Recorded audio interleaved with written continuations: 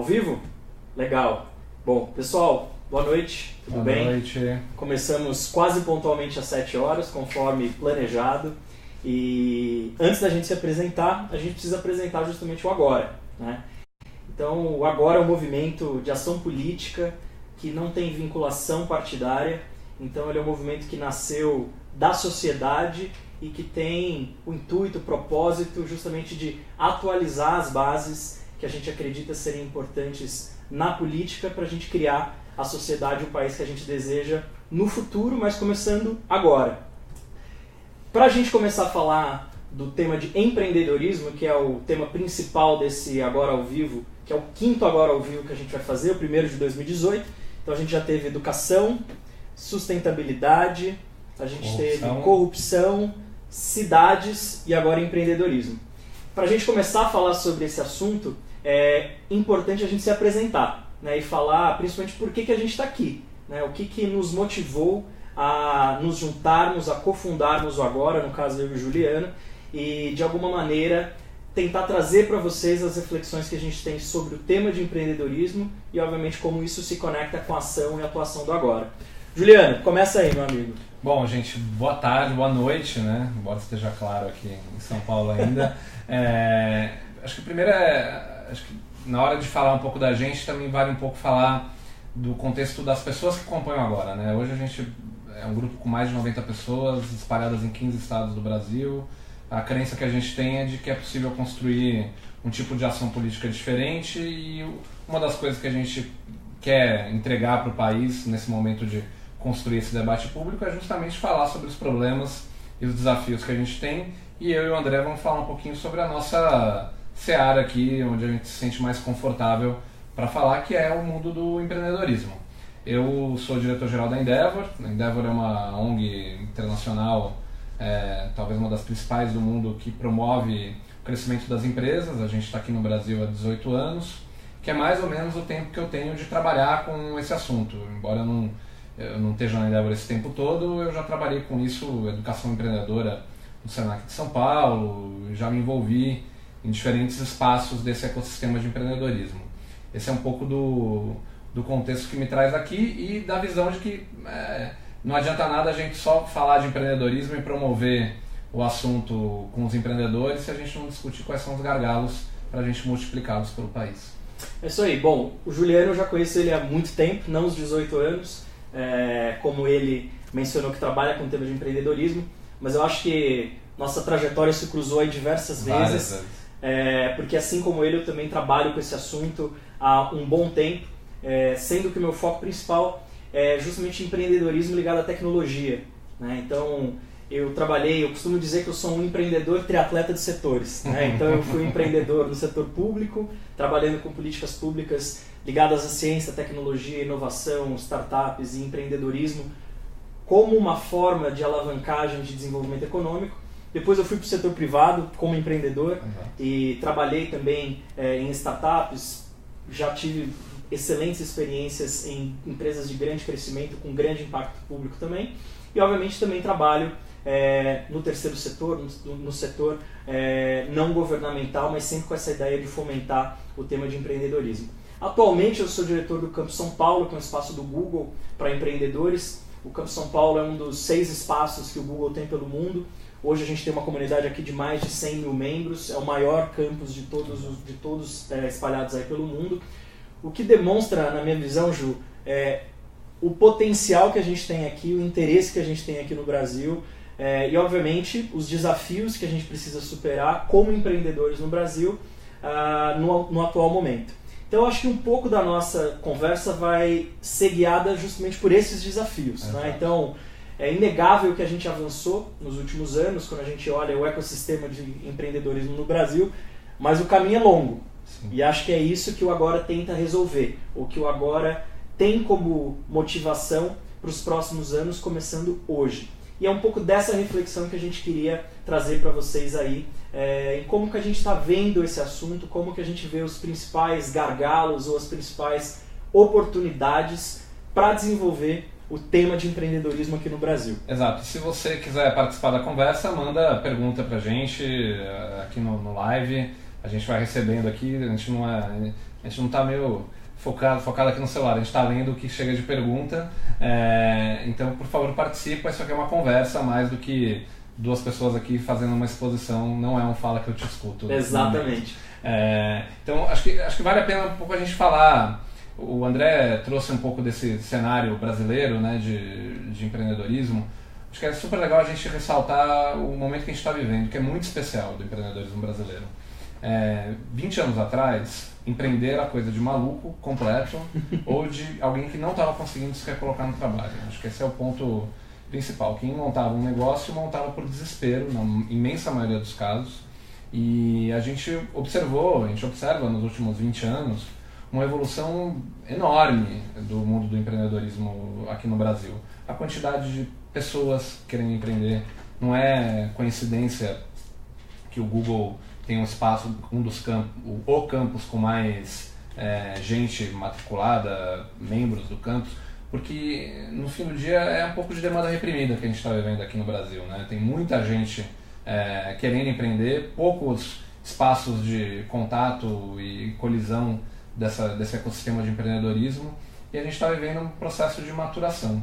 E é justamente sobre esse processo de maturação que a gente quer conversar um pouco aqui, porque eu acho que a primeira coisa é a gente separar um pouco o que é empreendedorismo para a gente no fim do dia, né? E hoje a gente estava conversando de manhã, se preparando um pouco para o papo de hoje, e para a gente empreendedorismo tem a ver com a capacidade de você crescer um negócio que vai gerar impacto positivo na sociedade.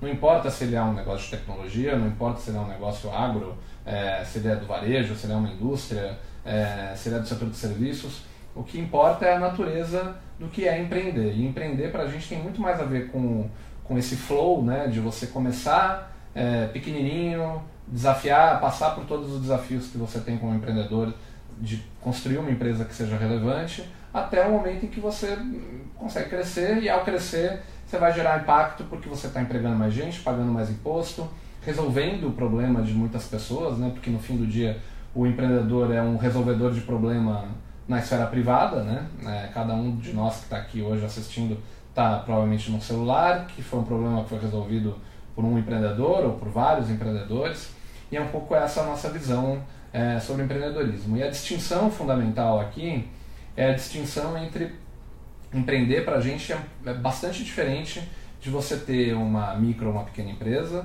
é bastante diferente de você só ter uma startup, tem a ver com essa jornada inteira e é um pouco sobre esses gargalos que a gente quer conversar, complementar. Eu acho perfeito. O Juliano trouxe aí uma linha do tempo, né, que se a gente puder alongar ela nos últimos 20 anos, realmente o tema do empreendedorismo ele ganhou momento, não só no Brasil, talvez no mundo inteiro.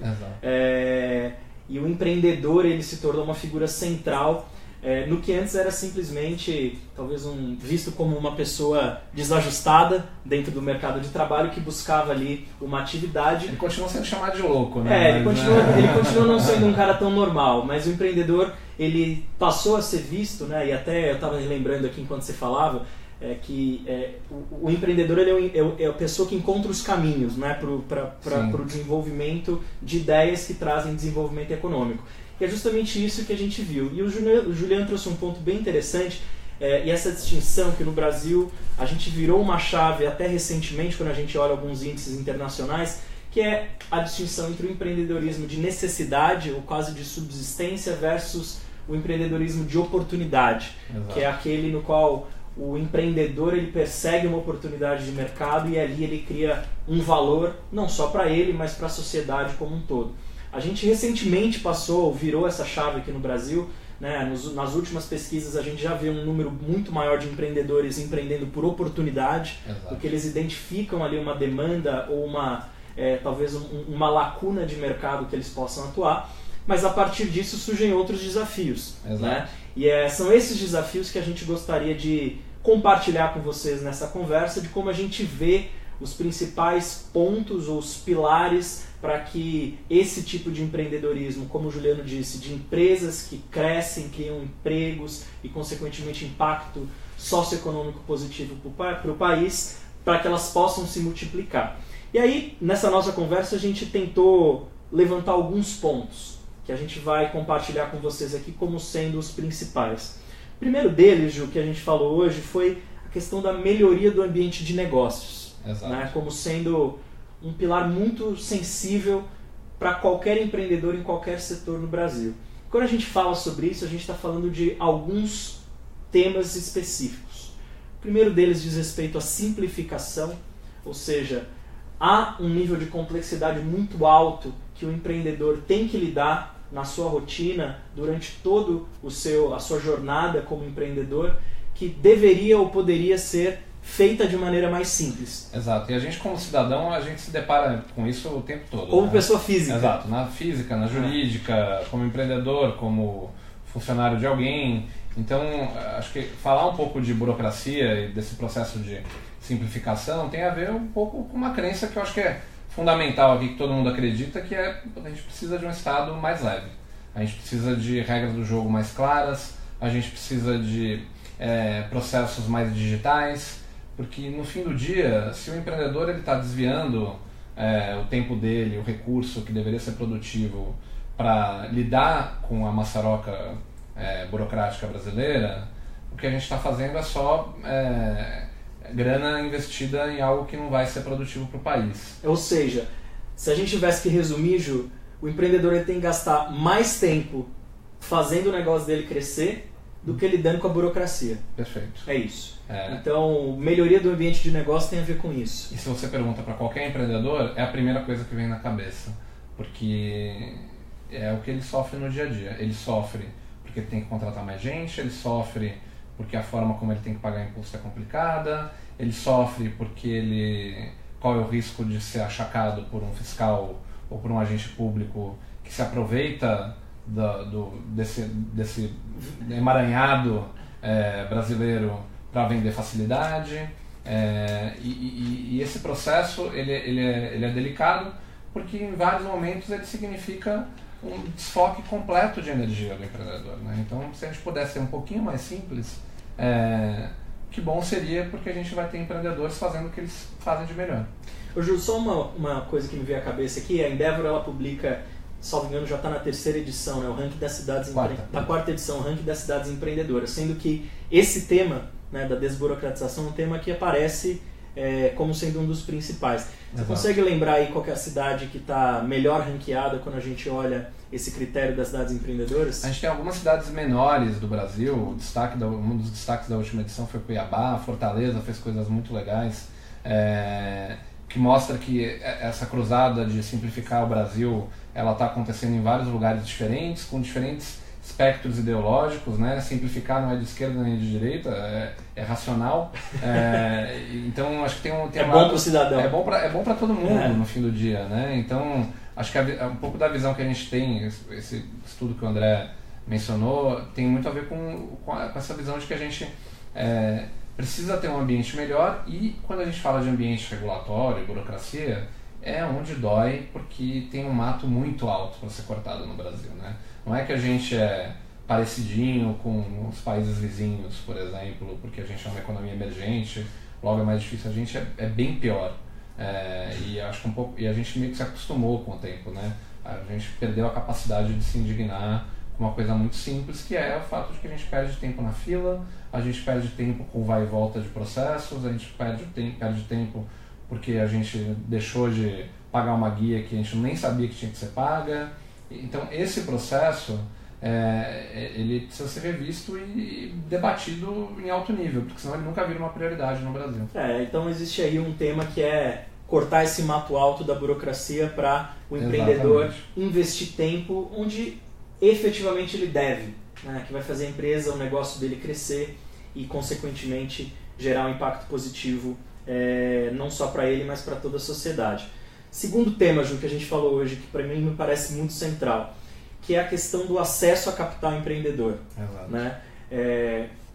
As empresas que crescem, elas precisam de capital, né? Elas precisam fazer o negócio se tornar cada vez maior.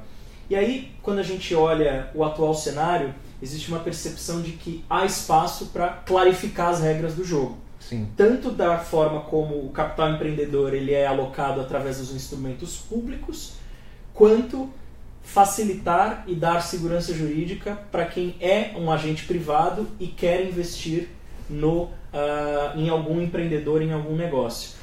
Esse é um assunto que me parece ser uma dor também dos empreendedores quando a gente olha diversos estudos já realizados aqui no Brasil, né? Super, porque no fim do dia a gente pode ter o melhor empreendedor atuando até num ambiente de negócios mais simples, mas se ele não tem combustível para crescer, se ele não consegue ter grana para capital de giro, grana para fazer investimento, às vezes alguma grana que venha até com uma visão de tomada de risco mesmo, do Estado, dos agentes público-privados, etc., você não vai ter um país de empreendedores. E a gente, infelizmente, no Brasil, se condicionou a ver acesso a capital com uma via onde você tem acesso a capital para empreendedores muito pequenos, de um lado, microcrédito, você tem muitos programas como esse, públicos e privados, acontecendo no Brasil, ou você tem o acesso a capital do grande.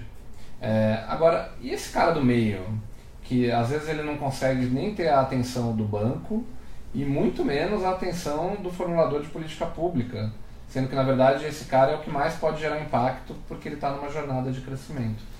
Eu acho um assunto bem legal, Ju, é justamente a gente identificar essa faixa de empresas que mais crescem e mais geram empregos. Isso. Que aí é um tema bem interessante porque até em alguns últimos estudos a gente vê que essa faixa ela vem diminuindo. Sim. No Brasil, acho que até em função do próprio contexto do cenário econômico. Sim.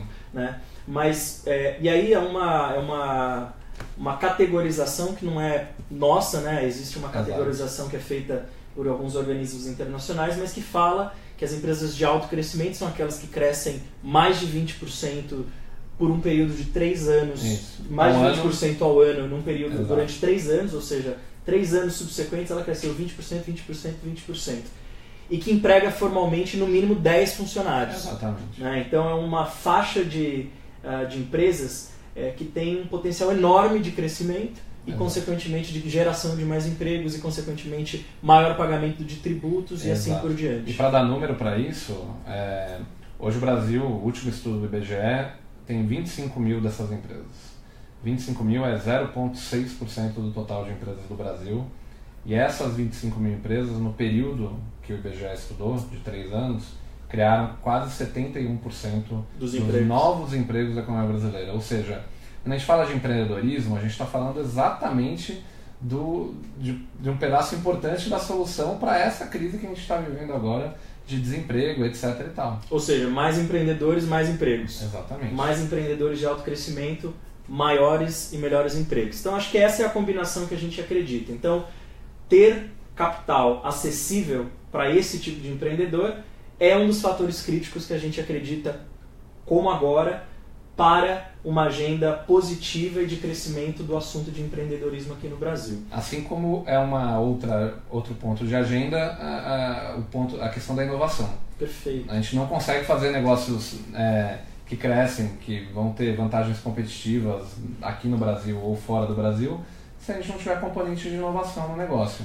E, infelizmente, quando a gente olha para o cenário brasileiro, a gente vê que a gente tem um desafio enorme no assunto do empreendedorismo, que é, embora a gente tenha muita gente empreendendo, ou querendo empreender, essa hype que a gente está vivendo de todo mundo, de alguma forma, colocar no LinkedIn que é empreendedor, fundador de negócios, etc.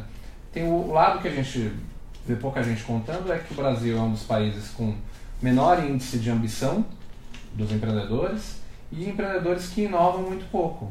E quando a gente fala de resultado, potencial de crescimento, etc., tem um componente de inovação importante que a gente acaba falando muito pouco sobre ele, porque às vezes ele parece uma coisa muito distante, mas que tem a ver com o nosso dia a dia, e a gente não vai conseguir construir um país realmente inovador, empreendedor, se a gente não trabalhar com isso. Concordo. Né? E é interessante, né? Colocando em números, existe um ranking global que acessa o nível de inovação ou o potencial realizado de inovação de cada um dos países. Dentre 140 países, o Brasil está bem no meio. Né? O Brasil é o 71º. Né? Então, tem gente que está fazendo muito mais e mais rápido do que a gente nesse assunto. E pode parecer que o tema inovação ele é algo restrito apenas à tecnologia, a empresas, startups, mas no fim do dia a gente está falando de algo que é transversal aos setores. Total. Né? Porque isso garante a competitividade não só local, mas regional e global desses negócios, que é algo que a gente acredita que o Brasil tenha potencial para realizar. Exatamente. E hoje é interessante a gente ver empreendedorismo com uma visão de safras, né? Como está melhorando a safra do empreendedor brasileiro, a gente está começando a ver empreendedores que têm componente de inovação relevante indo para México, Colômbia, expandindo internacionalmente. Até para a Argentina, que era uma coisa que a gente não via. A primeira geração de empreendedores dessa nova onda, ela foi de argentinos vindo para cá, de chilenos indo para o Brasil, de uruguaios, etc. E poucas vezes os brasileiros decidiram olhar para fora. E normalmente não olharam para fora porque a gente tinha um componente de inovação muito baixo no nosso negócio. Está começando a acontecer, precisa melhorar. O que precisa melhorar? Interface entre a academia, a universidade e o setor privado. É inadmissível que até hoje um professor de dedicação exclusiva de uma universidade não possa se tornar sócio de um negócio a partir de uma pesquisa que ele desenvolveu durante 10, 15, 20 anos da vida dele, e que ele não vai ser o cara que vai tocar a empresa, mas é um cara que poderia se beneficiar economicamente, assim como a própria universidade, de ver empreendedores dando certo com aquela patente, com aquela pesquisa que foi realizada. Se a gente não tem essa estrutura de garantir que o fluxo de conhecimento vire nota fiscal lá na frente, a gente está fazendo lindas teses de doutorado, lindas teses de dissertações de mestrado, mas que não estão virando produto, né? Perfeito. Eu acho que essa conexão que você falou, né, fazer o conhecimento virar nota fiscal, né? E é uma nota fiscal de valor agregado altíssimo. Exato. Porque está ligada à criação de novos conhecimentos, de inovação e de produtos inovadores. Então acho que esse é um tema que é super relevante. E acho que, por fim, Ju, a gente falou de uma coisa que aí, até pela própria característica da economia brasileira, do mercado, em que o setor público participa de uma maneira muito intensiva da criação do PIB, né? Então o investimento público é importante. A questão das regras do jogo, os modelos de contratação junto ao setor público, né? Que é um modelo ainda difícil para a maior parte dos empreendedores de acessar o setor público como um cliente potencial do seu negócio, nos parece ser uma oportunidade também. Total. Seja para negócios de tecnologia ou negócios que podem melhor servir ao governo do que hoje ele está sendo servido. Exato. E tem até publicações, né, de gente que olha esse papel do Estado, né, porque às vezes a gente acha que tem um divórcio formal, né, empreendedor, Estado, etc. Mas você olha, a gente está aqui, né, estão os dois olhando para um telefone, para um smartphone que tem uma tela touch, que foi desenvolvida anos atrás com investimento de altíssimo risco americano para tecnologia de defesa, e está aqui hoje na mão do consumidor. Então, a ideia de que o empreendedor também vai desenvolver tudo e não tem nenhum espaço para o Estado também é um pouco falsa nesse sentido, né? E nesse sentido estão começando a chegar uma série de perguntas. A gente tem tempo para acabar e eu já vi que tem muita coisa chegando aqui para a conversa. E uma delas, para fazer o gancho, André, é a do André Oliveira. O André perguntando para André, poxa, o que dizer de empreendedorismo no Brasil em termos político-administrativos? Como o governo não atrapalha, como o governo ajuda? E ele ainda faz um desabafo. Acho que não atrapalhar já seria muito. E é um pouco essa dualidade que a gente vê. E o não atrapalhar é o que eu acho que a gente precisa qualificar, né? Não atrapalhar significa o excesso de burocracia, o excesso de processos. Num mundo digital, onde você consegue fazer tudo aqui na palma da tua mão, você autentica a tua senha do banco aqui com a sua digital, você não consegue fazer absolutamente nada, obter quase nada, do ponto de vista de certidões, processos públicos, etc., e que possam diminuir o tempo que você vai gastar como empreendedor. Então, eu acho que a lógica de olhar o Estado como não atrapalhar nesse sentido poderia ser uma das primeiras prioridades. Olha, vamos condicionar que esse é um estado mais simples, é algo que a gente procura de verdade. E por que isso é importante? Porque quando a gente fala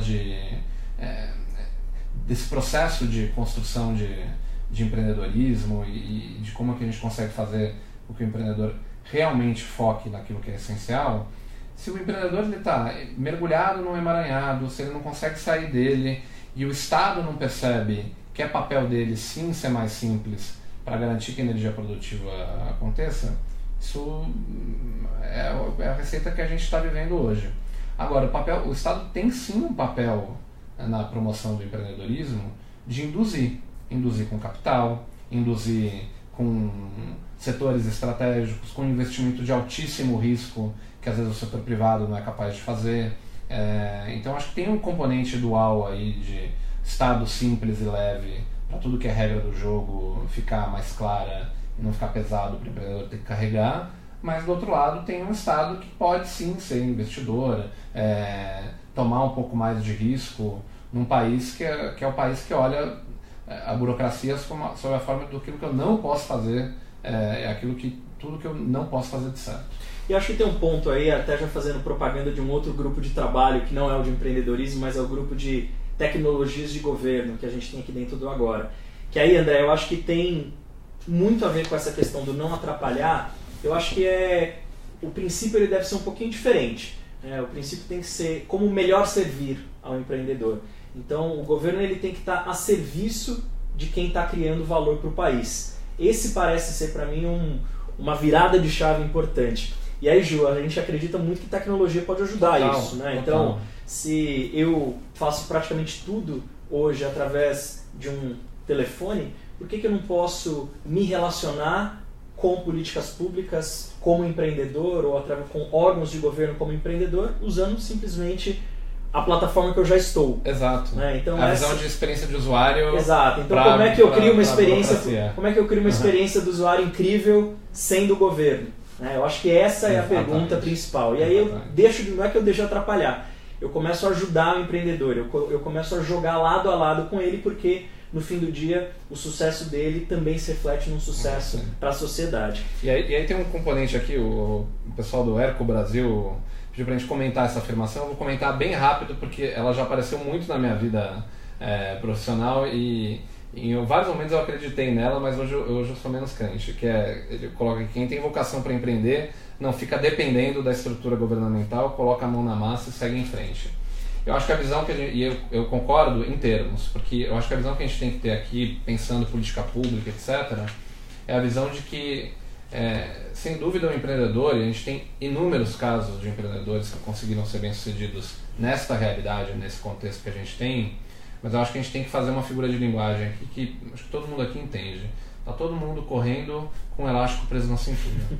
Imagina na hora que a gente soltar o potencial que isso tem latente, que a gente não consegue usar. A energia que é gasta, o dinheiro que é gasto no Brasil com regras do jogo que são complexas, ela poderia, se direcionada para o setor mais produtivo do negócio, se transformar em inovação, em novos empregos, em novas oportunidades de mercado que a gente não tem hoje.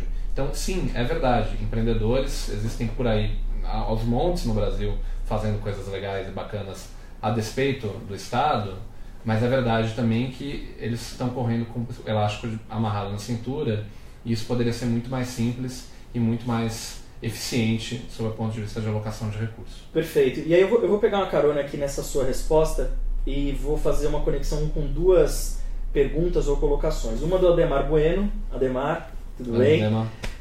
E a outra é do Reginaldo Martins, que eles falam sobre a questão de empreendedores sociais, né, ou de negócios sociais. Que aí eu acho que tem um pouco a ver com o que o Juliano falou agora. Tem muita gente fazendo coisas que, na verdade, elas resolvem problemas que não são privados, eles são problemas públicos. Né? Então, empreendedores que estão empreendendo em educação, em saúde, em mobilidade urbana, eles estão resolvendo problemas, talvez não governamentais ou privados, mas são problemas públicos da sociedade.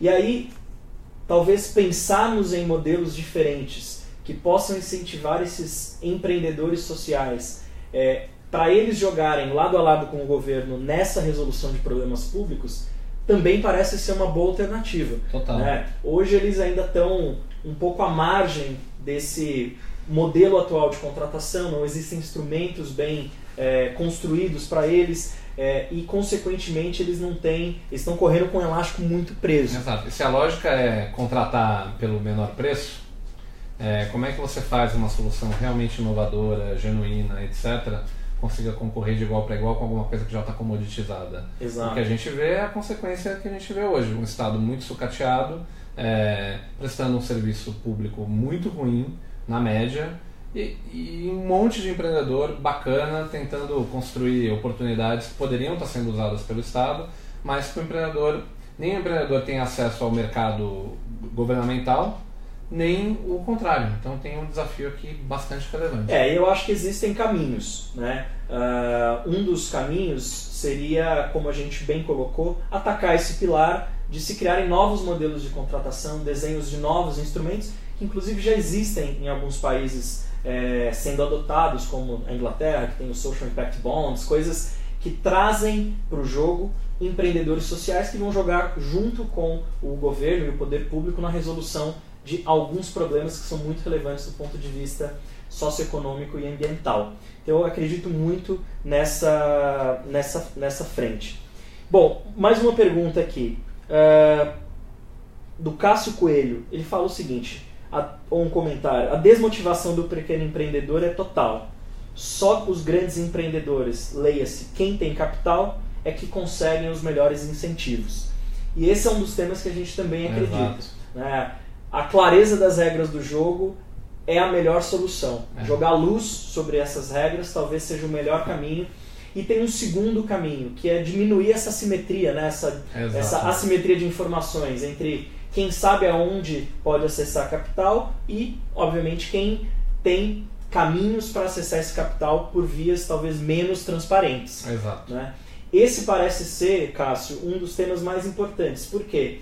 É aí que a gente acredita que existe, inclusive, recursos já existentes que poderiam ser melhor alocados justamente para esses empreendedores que eles ainda não são grandes, mas que eles estão justamente nessa etapa de crescimento e que poderiam se beneficiar muito de acesso a capital empreendedor, que, como eu falei, ele pode ser melhor alocado. Então, me parece ser, sim, uma oportunidade grande para a gente pensar do ponto de vista de política pública. Total, assim como também é uma oportunidade nesse universo de pequeno e grande empreendedor, a gente olhar empreendedorismo e política pública de uma forma um pouquinho mais horizontal, né? Então, parar de olhar o tamanho, o setor, etc., e entender que, poxa, tem uma oportunidade aqui. Se o empreendedor está fazendo uma coisa séria, boa, com potencial de crescimento, talvez ele mereça um acesso a capital diferenciado para a gente poder dobrar um pouco a aposta nesse empreendedor, né? Ter uma visão um pouquinho mais tomadora de risco nesse sentido.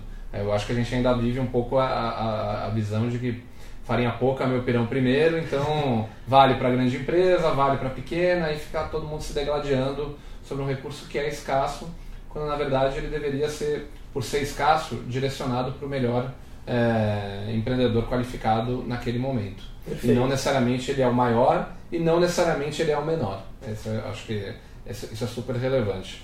Falando nisso, André, eu queria só trazer um ponto aqui que dialoga um pouco com esse do JP Leite, que ele fala: precisamos dar valor ao produto nacional, temos a cultura de valorizar estrangeiro, o produto estrangeiro, e isso impacta no emprego, renda e captação de recursos. JP, eu acho que a gente tem um desafio que é fazer coisas boas. Concordo. Eu acho que o empreendedor ele não deveria, por definição, tentar encontrar um mercado aqui no Brasil porque ele é brasileiro ou necessariamente porque ele é estrangeiro ele é melhor. Eu acho que a gente tem que ter a consciência como empreendedor, que seja lá o que eu for fazer, eu tenho que ser melhor, mais barato, mais eficiente do que a minha concorrência. Se a minha concorrência é estrangeira, eu tenho que ser melhor do que eles. Se a minha concorrência, ao contrário, é verdade, se o estrangeiro está entrando no Brasil, ele também vai ter que fazer isso. Então acho que a gente, em vários setores eu tenho visto isso acontecer, e é legal de dizer isso. A gente tem visto vários empreendedores brasileiros fazendo coisas extraordinárias com tecnologia nacional, ganhando mercado, indo para fora, ganhando mercado fora também, porque eles conseguiram construir uma história diferente. Acho que a gente já viveu uma era aqui no Brasil de mercados protegidos, de reserva de mercado para empreendedor nacional, o que quer que seja, e o resultado não foi aquele que a gente esperava. A gente viu setores sucateados, a gente não conseguindo concorrer numa esfera global, um nível de inovação baixíssimo em vários setores. Então essa ideia de que na hora de fomentar o empreendedorismo eu tenho que necessariamente fomentar o brasileiro versus o estrangeiro, acho que ela deveria ser substituída por uma mentalidade de preciso fomentar aquilo que é melhor e precisamos fazer com que o produto e o empreendedor brasileiro seja melhor do que o produto e o empreendedor estrangeiro. Perfeito, até porque se a gente for pensar nessa novíssima economia, né, que a gente vê surgindo aí nos últimos 10 anos ou 15 anos, ela não tem muitas fronteiras, né? Então, basicamente hoje, qualquer pessoa com talento, com criatividade, em qualquer lugar do mundo, ela consegue alavancar um negócio globalmente e acessar de maneira muito mais simples do que no passado muitos mercados pelo mundo afora. Então, talvez essa visão de proteção e de valorização interna, ela tenha que ser substituída justamente por uma visão de valorização interna, mas abertura para competir com os melhores. É aí que me parece que a gente tem uma bela vantagem competitiva. Exato. Porque a gente tem um capital humano, ainda que precisa ser desenvolvido, né? O talento aqui me parece ser um fator fundamental. Sim. E aí é um dos pontos que eu acho mais importantes, né? Porque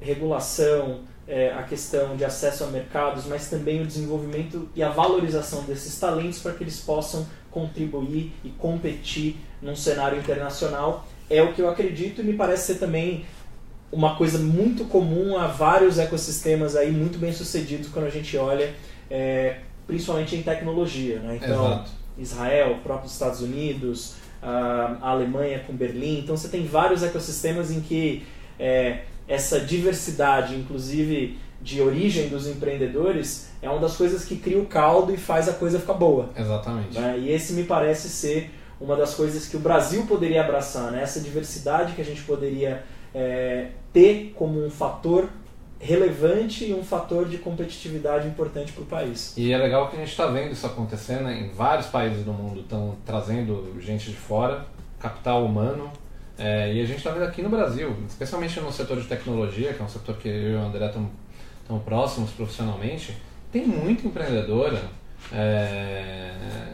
que veio de fora, colombianos, espanhóis, argentinos, americanos, que perceberam as oportunidades de negócio que existiam aqui e que pegaram o seu capital humano, a sua rede de contatos, etc., e decidiram tomar risco aqui para construir negócios aqui no Brasil. E na hora que você olha, fala, pô, podia ter sido um brasileiro. Perfeito. Mas que bom que também foi um gringo que decidiu vir aqui, gerar emprego aqui e construir um negócio que faz sentido para o nosso mercado, né? Eu concordo. E da mesma forma, eu acredito que o brasileiro, tendo essa mesma mentalidade, ele pode se posicionar bem em vários mercados que têm características até muito parecidas com as nossas, né? Mercados emergentes que estão tendo uma virada muito rápida de conectividade, de acesso a dispositivos e a recursos de tecnologia e entregar serviços não só para brasileiros, mas para pessoas mundo afora. Essa é uma crença que eu acredito que faz parte da nossa visão para empreendedorismo aqui no agora. Então, a gente ser capaz de criar empreendedores cujas empresas vão resolver problemas aqui no Brasil e vão resolver problemas e ganhar mercados fora do Brasil também. É isso, Júlio? É isso aí. Bom, estamos indo para o fim, né? É isso aí. Mas tem uma perguntinha polêmica aqui, só para a gente Qual que é? finalizar, do Luiz Gustavo Almeida. Ele perguntou o que a gente pensa sobre o corte de impostos feito pelo governo Trump e se esse é um bom exemplo de como incentivar o empreendedorismo. Bom, acho que do ponto de vista do corte de impostos do governo Trump, muito cedo ainda para avaliar impacto, né?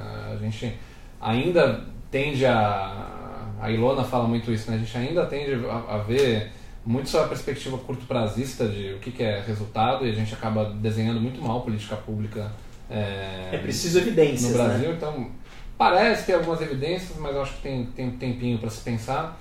Mas olhando para a realidade brasileira, eu acho que tem uma coisa, a gente falou sobre isso logo no começo do nosso papo, que tem a ver com o tamanho da burocracia tributária brasileira. Porque antes de falar de corte de impostos no Brasil, de alíquota, né? Regime A, regime B, pago 20, pago 30, pago 40, dá pra gente ter um regime de impostos realmente simples, onde você, empreendedor, eu, cidadão, a gente consiga ter clareza de quais são as regras do jogo e mais do que isso, que é o que eu mais ouço de empreendedor, que essas regras não mudem, que nos deem segurança de saber que a realidade de hoje tributária vai ser igual daqui 5, 10 anos e que eu não corro o risco dela mudar e eu ficar no meio do processo correndo o risco de tomar um processo tributário, fiscalização da Receita Federal, por alguma coisa que eu nem sei que eu fiz de errado, eu acho que a gente está naquela pirâmide de hierarquias que a gente tem de necessidade. Parece que tem uma necessidade básica ainda do ponto de vista tributário, que é resolver o emaranhado. Nenhum país do mundo demora-se tanto para se pagar imposto como a gente demora no Brasil. Nenhum país do mundo tem a quantidade de impostos que a gente tem. E na hora que a gente resolver isso, começar a dar eficiência para o sistema, eficiência para as empresas, que aqui tem um imposto escondido, né? Tem empresas que a gente apoia que faturam 90, 100 milhões de reais, que não são empresas enormes, são empresas de porte médio, que tem que ter 20, 30 funcionários só para lidar com isso. Imagina se a gente conseguir ter um sistema tributário um pouquinho mais simples, que a gente consiga liberar esse tipo de energia e recurso para algo muito mais efetivo do ponto de vista do negócio. Então acho que a gente está nesse momento. Mais para frente, óbvio, quem não quer pagar menos imposto ou quem quer ter uma contrapartida social do Estado relevante em cima do imposto que você paga. Mas nesse momento, quando a gente fala de empreendedorismo, tem um problema que está um pouquinho mais embaixo, que é o problema do emaranhado tributário brasileiro, que é extremamente confuso, muda toda hora e pune o empreendedor todo dia. Perfeito. Acho que a gente tentou aqui, no menor espaço de tempo possível, responder o maior número de perguntas. A gente não conseguiu responder todas, mas a gente vai enviar respostas, a gente vai se comunicar com as pessoas que enviaram perguntas e a gente agradece bastante quem dedicou seu tempo para estar aqui com a gente hoje.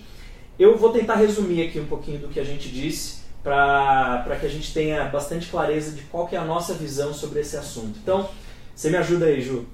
Acho que primeira coisa, né, de princípios que a gente acredita. Primeiro é da simplificação e desburocratização, ou seja, o empreendedor ele tem que gastar tempo, energia, recursos fazendo o negócio dele crescer, focado no que é mais importante, e menos tempo tendo que lidar com a burocracia e com todo o peso que ela traz para a atividade dele como empreendedor. Então acho que esse é o primeiro ponto. Exato. Segundo, políticas públicas menos assimétricas, né? Quando a gente começar a ter definição de alocação de recurso público olhando mérito, sem olhar o crachá do cara, sem olhar de quem ele é amigo, parente ou filiado partidário, talvez a gente tenha uma alocação de recursos já naturalmente muito melhor. Perfeito. Acho que o terceiro ponto, né, acho que conversa com a questão de alocação de recursos e, consequentemente, como que a gente torna as regras do jogo claras, como bem disse o Juliano. Mas um derivado disso é a segurança jurídica que isso traz. Se eu consigo dar segurança jurídica para quem é empreendedor ou para quem quer investir em atividade empreendedora, e uma segurança jurídica que seja sustentada no longo prazo, a gente vai ter uma maior previsibilidade e, consequentemente, mais gente querendo empreender ou investir em quem empreende. É isso aí. O quarto ponto é a inovação como força motriz para o aumento da produtividade no Brasil. A gente fala muito de produtividade, a gente não vai ter um país mais produtivo com o empreendedor fazendo mais do mesmo, sem investir em novas tecnologias, sem ter capacidade de fazer alguma coisa diferente. Enquanto a gente tiver a visão de que a gente precisa proteger o que tem aqui e não investir em fazer alguma coisa muito melhor do que está aqui para a gente poder competir numa arena global, a gente não vai conseguir ser um país mais produtivo. Perfeito. E acho que, por fim, a gente fomentar de uma maneira muito incisiva a cultura empreendedora aqui no país, para que a gente tenha o poder público sendo um parceiro de quem empreende, de quem toma risco e, consequentemente, dando suporte durante toda essa jornada empreendedora de criação de coisas inovadoras. É isso aí. Eu acho que isso vai fazer com que mais casos de sucesso se tornem realidade, mais empreendedores se sintam motivados a continuar na jornada, que não é fácil. Não é fácil. E tenham a sensação de que existe sim quase que uma visão positiva de que o empreendedor ele é importante para gerar desenvolvimento econômico para o país. Então acho que isso é o que a gente acredita que é uma pauta importante e que o Agora suporta como uma das prioridades aqui do movimento. Bom, acho que para encerrar, pessoal, acho que foi um prazer para mim e para o Juliano. Acho que Total. A gente está aqui como cidadãos. Exato. Nosso chapéu aqui é de cidadãos que pessoas físicas se voluntariando para tentar construir uma agenda que o Agora vai carregar para vários temas importantes. Existem 11 grupos de trabalho que estão debruçados em temas críticos e prioritários para o país. Empreendedorismo é um deles. Na semana que vem a gente vai ter um outro tema que é extremamente importante, que é o tema da saúde. Então vai ser uma semana toda dedicada à saúde. Na quarta-feira, dia 24, a gente vai ter um Agora ao Vivo, assim como esse daqui, no mesmo horário, às 7 horas da noite, em que a gente vai tratar de saúde. E na quinta-feira, dia 25, a gente vai ter um Agora Escuta acontecendo aqui em São Paulo sobre o tema de saúde.